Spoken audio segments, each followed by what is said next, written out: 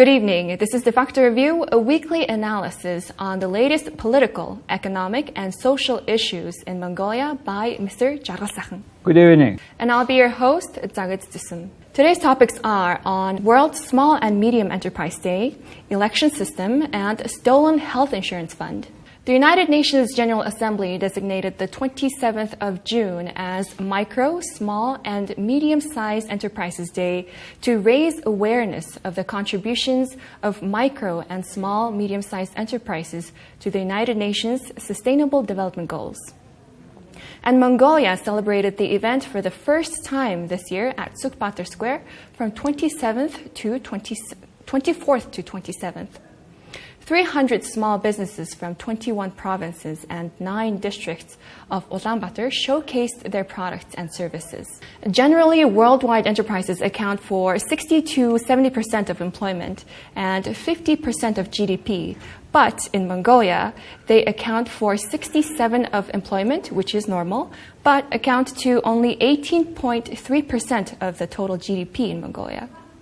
In other words, the amount of contributions these SMEs account towards national GDP is 3 times less than the global average.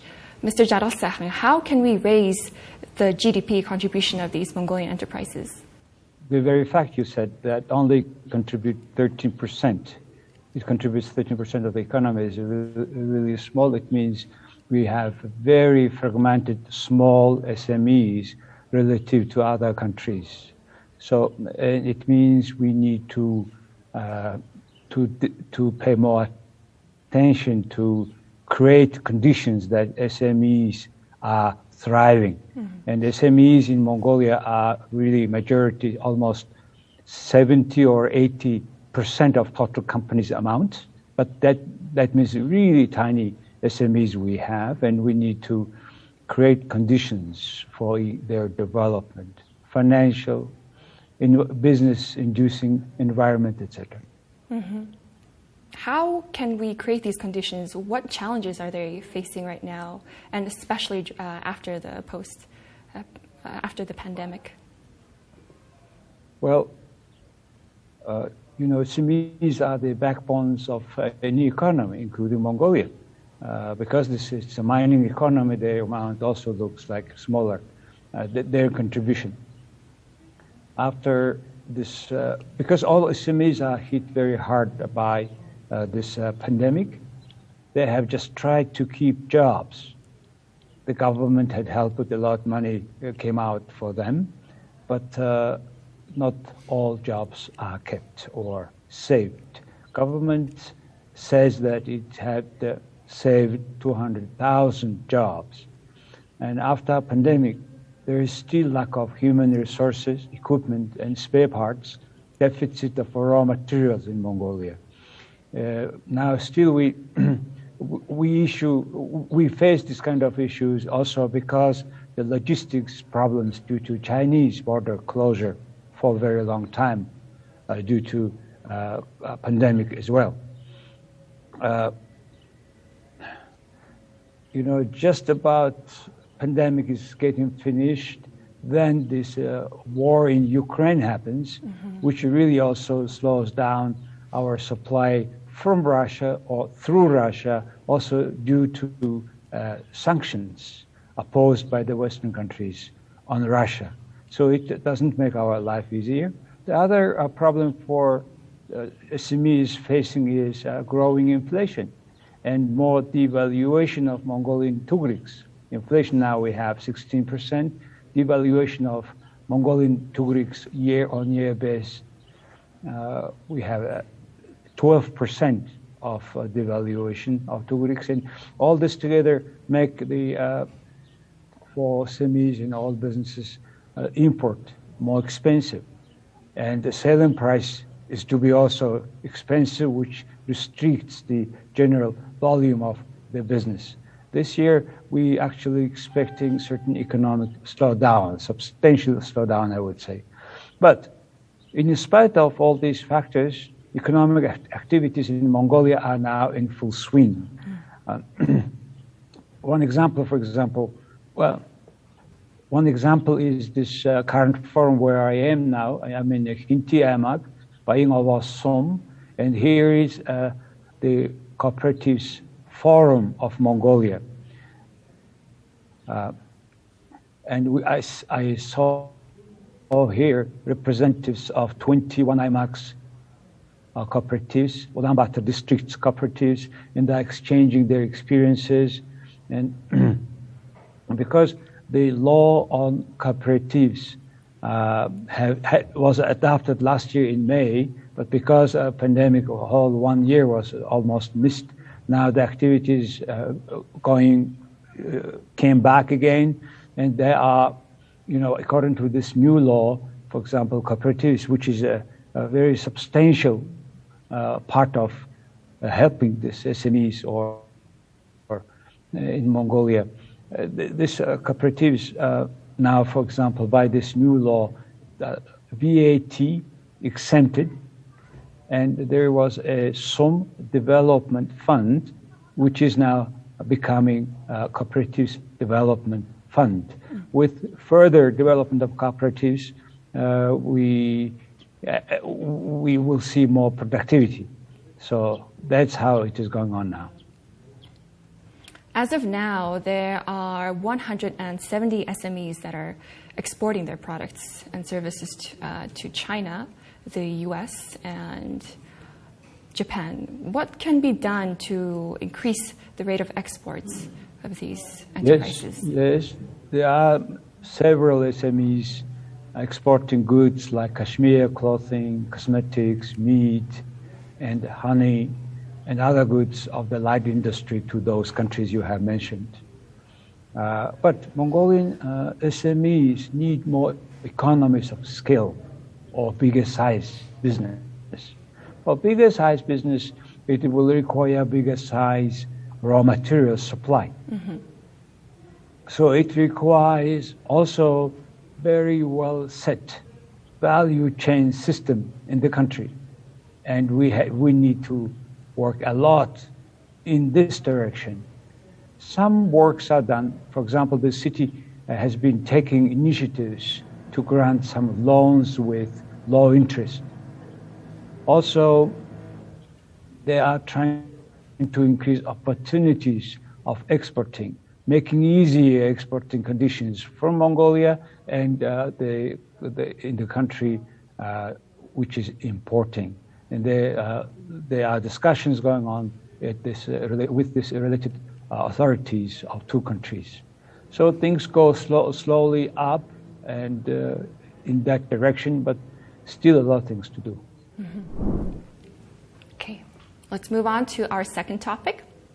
Last Monday, the Constitutional Court re-looked at the current majoritarian electoral system and concluded that the legislature retains exclusive right to elect and concluded that the electoral system will be legislated by Parliament within its mandate and not by the Constitutional Court. What role does this play in strengthening democracy? And first of all, what were some of the downsides of the majoritarian electoral system, and how would this proportional electoral system help? Well, it's really weird to have these conversations going on after just 2-3 years ago amended the constitutions. Mm-hmm. Constitution is kind of social contract where every parcel of society have agreed to live according to that agreement. And that agreement is being changed now. Now it's already after 3 years. But however, if there is this kind of need to change, it means the people are not agree with this social contract.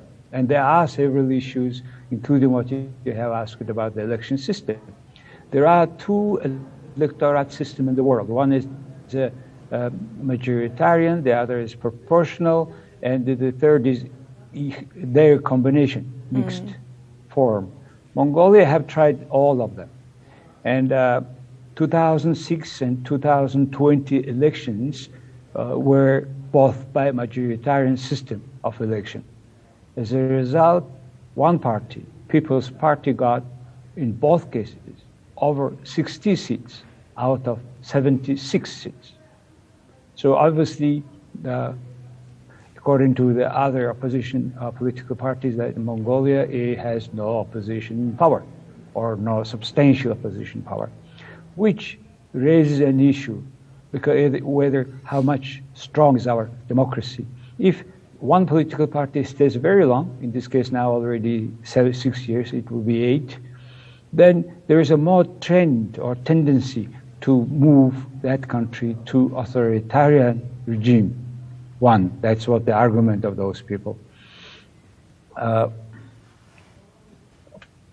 Proportional means an electoral system in which the political parties gain seats in proportion to the number of votes they got. Mm-hmm. Majoritarian electoral system is the winner takes all. Those who had the last, even the highest number of votes, they got it. The remaining is just out. But however, in Mongolian case, they are not representing really, truly, and fully the voters' choice. People's Party got around only 40% of voters' voice or vote, but however, they have 80% of the seats. So that makes political parties in questions. Mm-hmm. Mongolia before used both mixed system. Majoritarian was for 2/3 of seats. Proportional is 1/3 of seats. But however, there is a strange thing, because in proportional cases, a candidate is not a person, it's a political party. So there may be some persons through their political party list that people don't want to vote at all. So that was several cases before in Mongolia. And that some critique find that this is a violation of constitutions, because each seat each seat represents a person that is voted, not a political party. So that's the situation we have today. Advocates are pushing for various proposals. Can you mention what those are and what you think of that? Yeah, the people are now asking many questions, and you can combine it into 3 issues, I think. First is amount of what happens if you use again that majoritarian system. The people saying their argument is, if we are very long under one political party, more than 10 years, it will be authoritarian state, which is completely against our constitutional provision that Mongolia is a republic, parliamentarian republic. So we should have mixed format like before. That's what they say on this issue. Second, about the number of seats. They say 76 is not enough representing a full spectrum of population, and let's increase it twice more to 152. Then the argument is, then we can oppose political parties or governments, government to be under the pressure of neighbor countries or any other country that people, the large amount of deputies may have a stronger power to release that pressure on the government from outside. That's what they say. The third is about whether parliament member can be also cabinet members. And this issue, we call it dahor del or double cloth, because when you have only 76 parliamentarian seats and 18 of them are becoming minister, they are becoming too strong. And that's what we have been experiencing since 2000. And now they want to put it back. Now they say that from 76, 18 is too much. Then from 152, it will be relatively small, not much influential. And many developed democracies like England, Canada, they have, for example, parliament members are cabinet members. So these are three issues today at stake now with this amendments of the constitutions. But there are another two issues. One is president to be elected from the parliament. That's what some politicians are suggesting now. And another one is if some people suggesting to have two chambers. That will make new constitutions. We need to make not amendments, we need to make a new constitutions. But however, my concern is we have a so-called money election. People's Party has a so-called more than 240,000 members, and they finance every MP member, every party's member to advocate another 5 persons to vote for them. That was, according to some observers, was for the last election, and they have a financing for that. So it's in a way they are buying votes. I think this is more challenge for Mongolia than the system of election itself. Still, if we have still this money elections, then nothing will help us. So it's a very serious questions. And another thing, what I don't like is, before every election, the parliament changing the law a year before. And they try to fit it into their interests, not into the people's interests. Great. Now let's move on to the third topic. There have been many instances of misappropriation of funds within the General Department of Health Insurance that led to the disappearance of the health care fund. Critics of the department have mentioned schemes about placing funds in private banks instead of the state bank to gain a percentage of the interest that the banks charge from borrowers. The General Department of Health Insurance has also used the healthcare fund to give bonuses to people in the department, including year-end bonus of 8.5 million turuk, a performance bonus of 14.9 million turuk, and so on. So my question to you, Mr. Jarasahang, is there is so much corruption surrounding the healthcare fund from top to bottom. How can we fight this? Well, that's a big issue, and it's a very long-standing issue, in particular around this national health insurance. Actually, it is not insurance, only the name is insurance. In substance, it is not. However, this health insurance money fund has always been a very tasty pie of cake for many politicians. Mr. Chinzorg, who was the Minister for Labor and Social Care, said recently that this fund is almost empty now, and from next year we need to subsidize 100% from the state, which Mongolia cannot.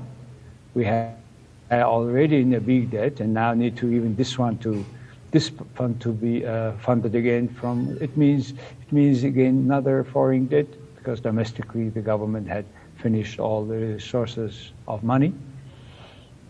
So why is he saying that? Is that corruption you have just now mentioned, the corruptions of all different types. Another parliament member, Inkbayar, said recently, a very serious statement he said.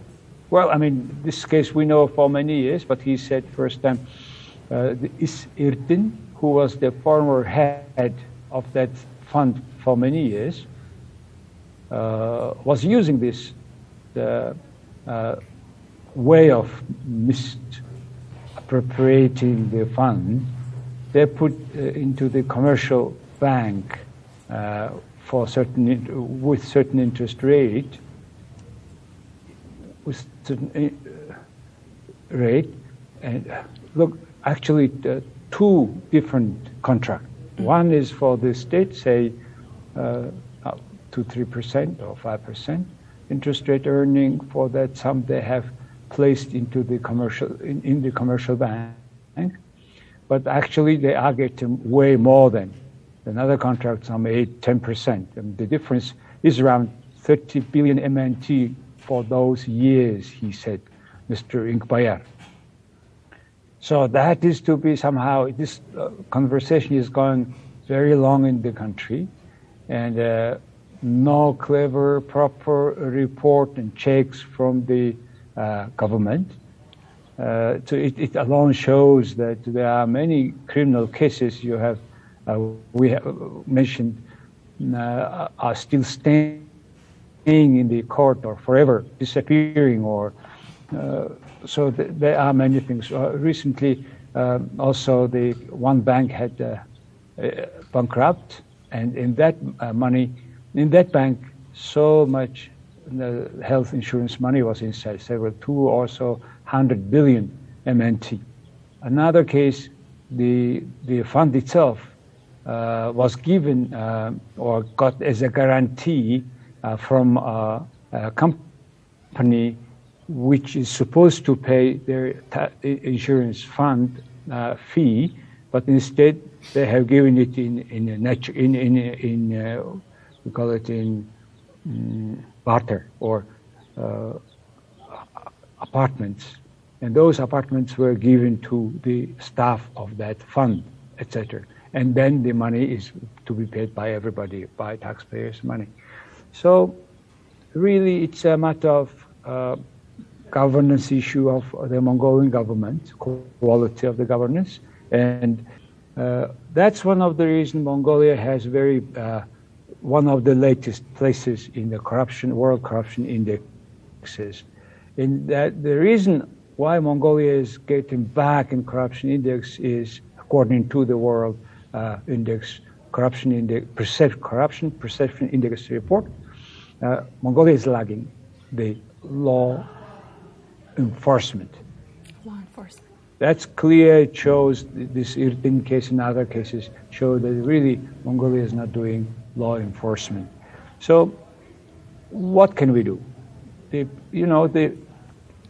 the democracy, people not only should vote politicians, but should participate in checking what they do and resisting if they do wrong thing, insisting on changing them. So this kind of participatory part of democracy in Mongolia we are missing. Thank you, Mr. Jaralsakhan, and thank you all for watching. We will see you at the same time next week, and have a great night. Thank you very much.